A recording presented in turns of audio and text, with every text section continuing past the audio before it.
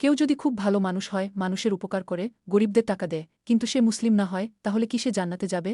অনেক মানুষ এই প্রশ্নটি করে। এই প্রশ্নের উত্তর থেকেই বোঝা যায় আল্লাহ কতটা ন্যায়পরায়ণ ও সুবিচারক। ইসলামে জান্নাতে যাওয়ার সবচেয়ে গুরুত্বপূর্ণ শর্ত হল এক, আল্লাহর প্রতি ঈমান রাখা এবং তার রাসূলদের প্রতি বিশ্বাস করা। এটাকে একটি ঘর বানানোর মতো ভাবতে পারো। তোমার ভালো কাজগুলো হলো ঘরের ইট, কিন্তু আল্লাহর প্রতি ঈমান হল সেই ঘরের ভিত্তি। ভিত্তি ছাড়া যেমন ঘর টিকে থাকতে পারে না, তেমনি ঈমান ছাড়া ভালো কাজও আখিরাতে টিকে থাকবে না। আখিরাতে প্রতিদান পেতে হলে সেই আখিরাতের স্রষ্টা আল্লাহর জন্যই ভালো কাজ করতে হবে। কিন্তু যারা কখনো ইসলামের কথা শোনেনি, অথবা যারা ইসলাম সম্পর্কে শুধু মিথ্যা ও ভুল তথ্য শুনেছে, কুরআন বলে আল্লাহ অত্যন্ত ন্যায়বান, তিনি কাউকে শাস্তি দেন না যতক্ষণ না তার কাছে কোনো রাসূলের বার্তা পৌঁছে যায়। কিয়ামতের দিন আল্লাহ এ ধরনের মানুষদের একটি বিশেষ উপায়ে পরীক্ষা করবেন। এর মানে হল আল্লাহ প্রত্যেকের সাথে সম্পূর্ণ ন্যায়বিচার করবেন। তাহলে অমুসলিমদের ভালো কাজগুলোর কি হবে? ইসলামে আল্লাহর একটি গুণবাচক নাম হল আশ-শাকুর, যার অর্থ তিনি প্রতিটি ভালো কাজের যথাযথ কদর করেন। আল্লাহ তোমার প্রতিটি ভালো কাজ দেখেন। কোনো ভালো অমুসলিম ব্যক্তি তার ভালো কাজের প্রতিদান এই দুনিয়াতেই পেয়ে যায়। আল্লাহ তাকে সুস্বাস্থ্য, সম্পদ, সফলতা বা নিরাপত্তা দিতে পারেন।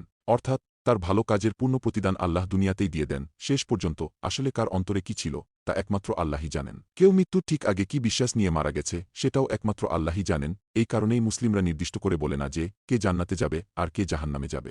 আমরা সেই সিদ্ধান্ত আল্লাহর উপর ছেড়ে দিই, কারণ তিনিই সবচেয়ে দয়ালু, সবচেয়ে ন্যায়পরায়ণ।